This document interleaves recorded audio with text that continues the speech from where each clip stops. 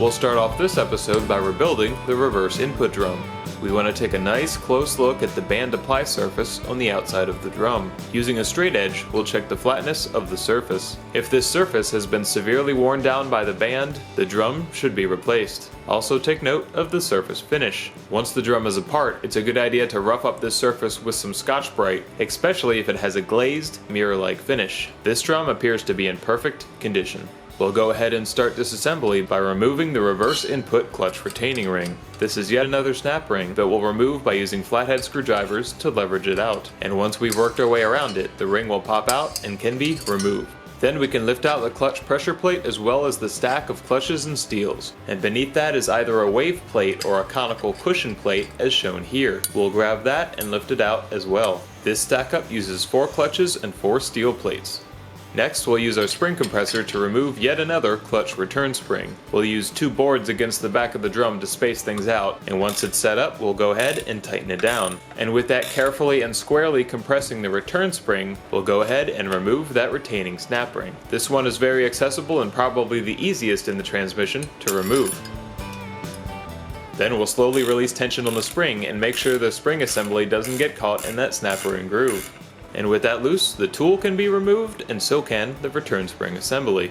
Then we can grab the reverse input clutch piston and remove it from the drum. And that's pretty much everything in this drum taken apart, so we'll go ahead and start cleaning it up.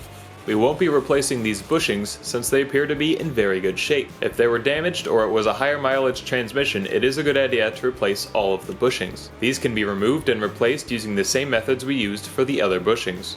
Since everything appears to be in good condition, we'll go ahead and continue on to replacing the seals on the piston. This piston uses 2 lip seals, one inner and one outer. A pick makes it nice and easy to peel out the old seals. With those removed, we'll clean up the aluminum piston and carefully inspect it for cracks. Since no problems are found, we'll oil the new lip seals and install them to the piston. These lip seals need to be installed in the right direction, but because of the design of the piston, it would be pretty difficult to install them backwards. And with the inner lip seal fully seated in its groove, we'll install the outer lip seal. We'll get one part of the edge seated in the groove and then work our way around until the whole thing is fully installed. And with our new seals and the drum fully cleaned, we can reinstall the piston. Once again, we'll coat everything in oil and use some transparency film to install the piston. This time we're using 2 strips of the film to cover most of the circumference of the piston bore. We'll start installing the piston and push it down until the inner seal makes contact with the snout of the drum.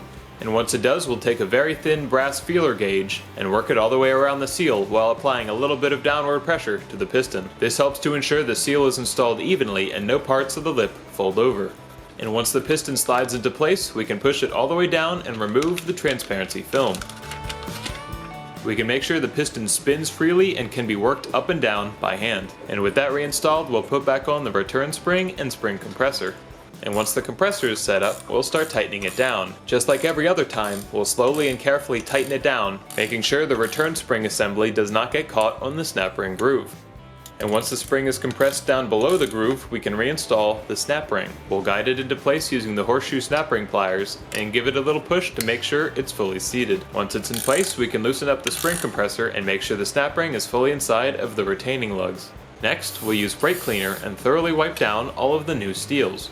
Then we can clean up and reinstall the cushioning plate. If it's a dished plate, make sure the raised inner edge faces up. Then we'll install the new clutch and steel stack up. The reverse input clutches and steels in the rebuild kit are the same thickness as the old ones, so again we'll use 4 steels and 4 clutches.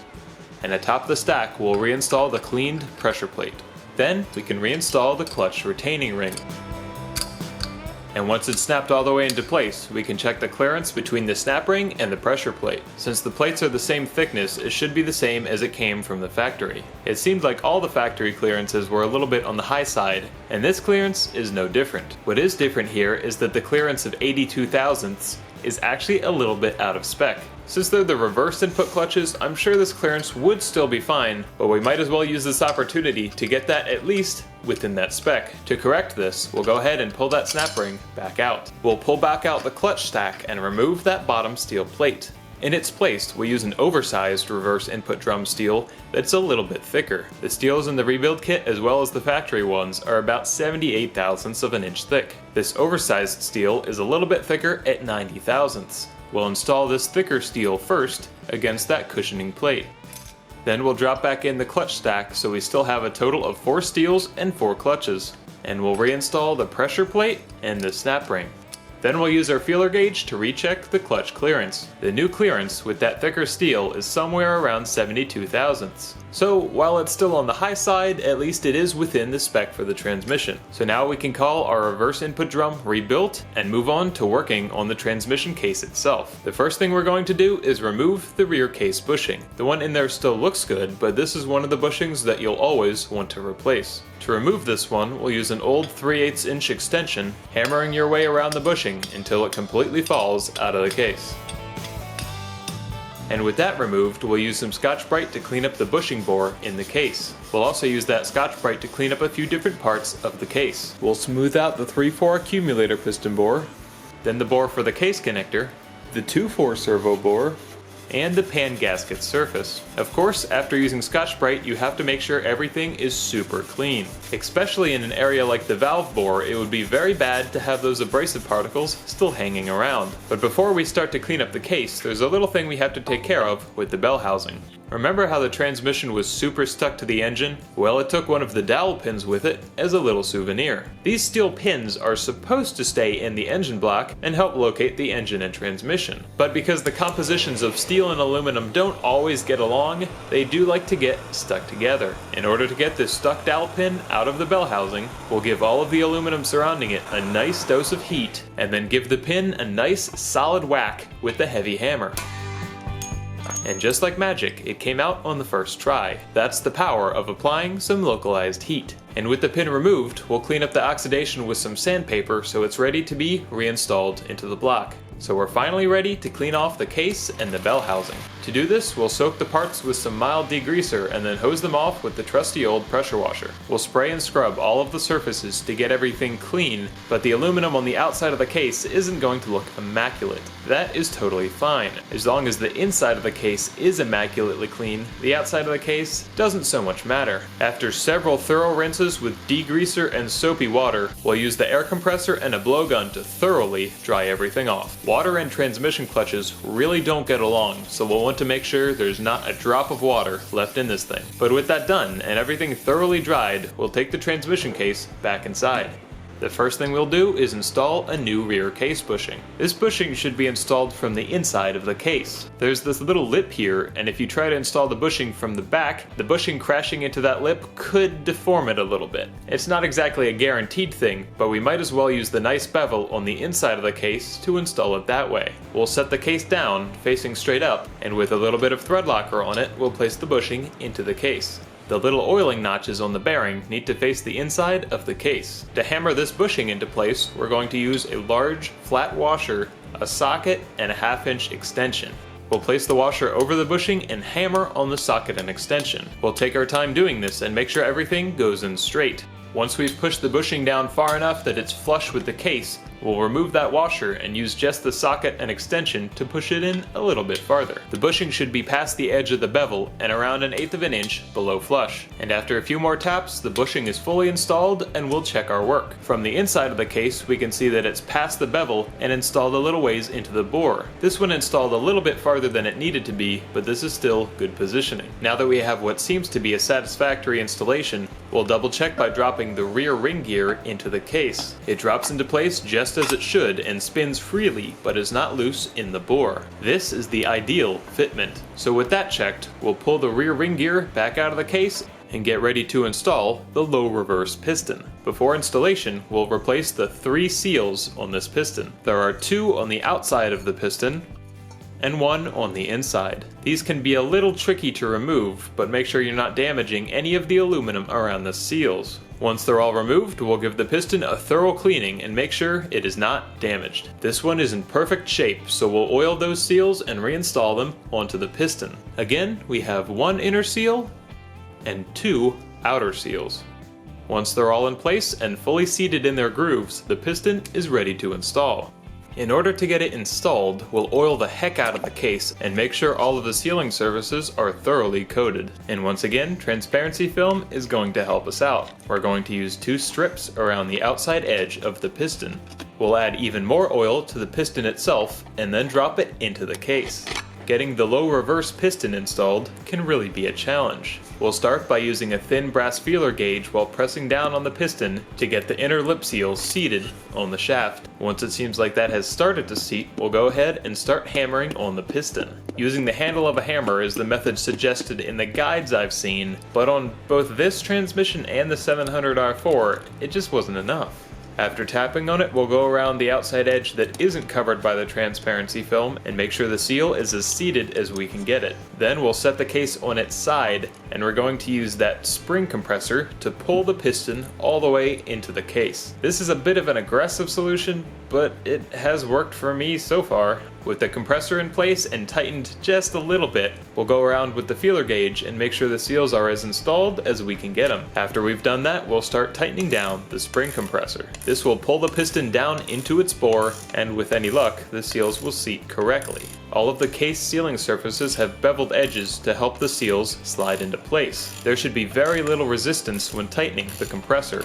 If there is resistance felt, it's probably the seal getting caught and trying to tear on something. So it'd be a good idea to stop and check what's going on. But in this case, the piston installed smoothly, and soon it was at the bottom of its bore. Once fully seated, and with the compressor still installed, we'll grab the transparency film and pull it out with pliers. It's a pretty tight fit in there, so it might take several tries to work the film out of the bore. And with that removed, we'll loosen up the spring compressor and pull it out of the case. We'll make sure everything is still clean, and then put the return spring on the compressor and slide it back through. Then the compressor gets tightened back down. And of course, make sure the spring assembly does not get caught in the snap ring groove. Once the spring is compressed past the groove, the snap ring can be reinstalled. We'll use the horseshoe snap ring pliers to slide it onto the shaft, and then push it fully into place with the flat blade screwdriver. And once the ring is where it needs to be, we can loosen up the spring compressor.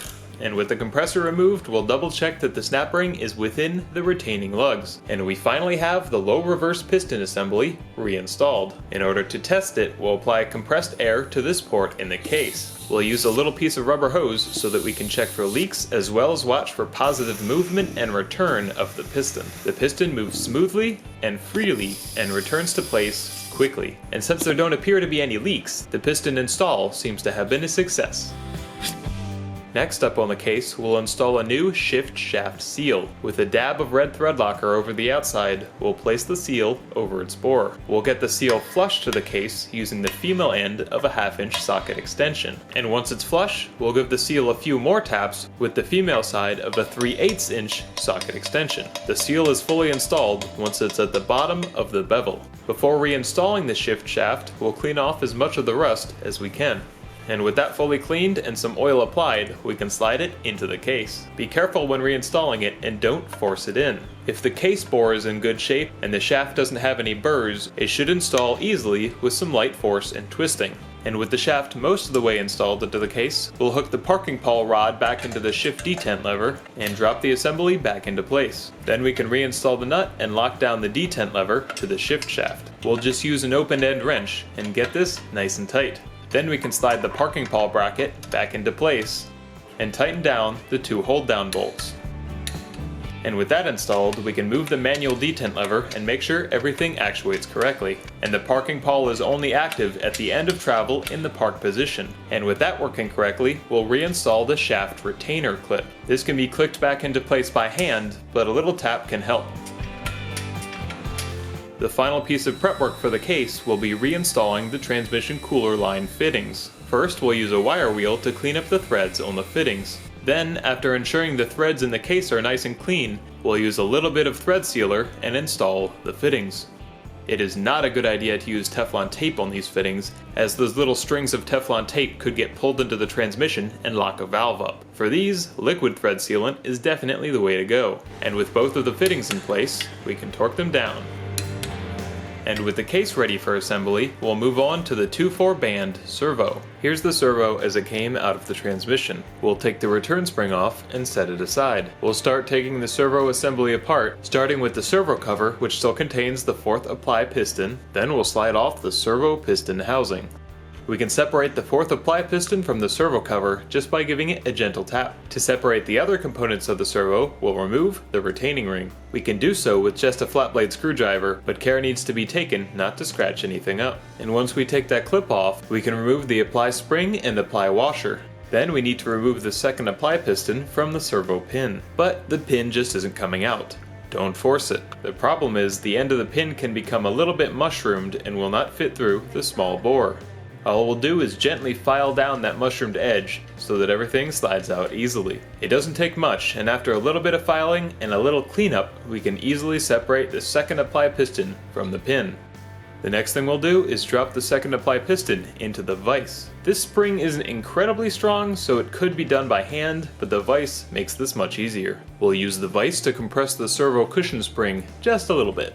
And with the load taken off of it, we can remove the cushion retainer snap ring. All we need to do is lift out one edge with a flat blade screwdriver, and then by rotating it as we pull it away from the piston, it will separate from the groove. Now we can loosen the vise and remove all the components. And now that everything's apart, we'll remove all of the seals. The seals on the second apply piston are Teflon, but they're scarf cut, so they're easy to remove. Simply grab one of the loose ends and pull the seal off. Same goes for the other second piston seal. Then we can simply pull the O-ring off of the servo piston housing. And we'll do the same for the servo cover. And finally, there's one more scarf cut seal on the fourth apply piston.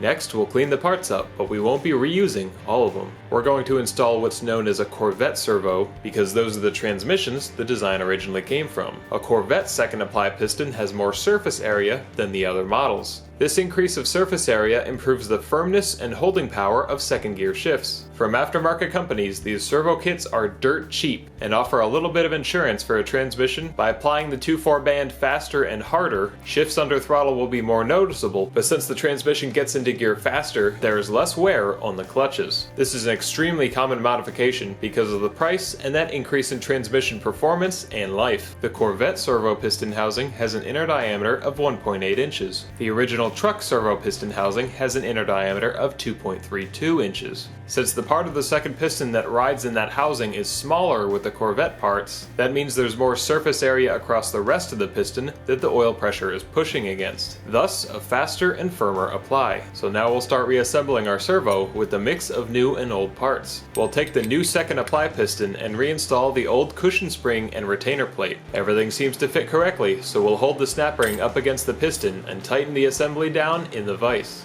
Once the spring is compressed enough that the snap ring groove is fully visible, we'll get the ring into place. Just like when removing it, we'll get one end started and then pull the other end in, which will help the entire ring expand to fill the groove. Then we can release the tension and remove the piston from the vise. We'll double check that the snap ring is all the way in place, and then we'll add oil to the piston, making sure to get both sides of the retainer. We'll oil up some new Teflon seals and carefully slide them into place. Scarf cut Teflon installs basically like a snap ring, only there's very little spring tension. Just be careful and don't expand the ring any more than necessary. And of course, make sure the ends meet up correctly and press the whole thing down into the groove. And with the larger outer ring installed, we'll install the inner ring in the same way.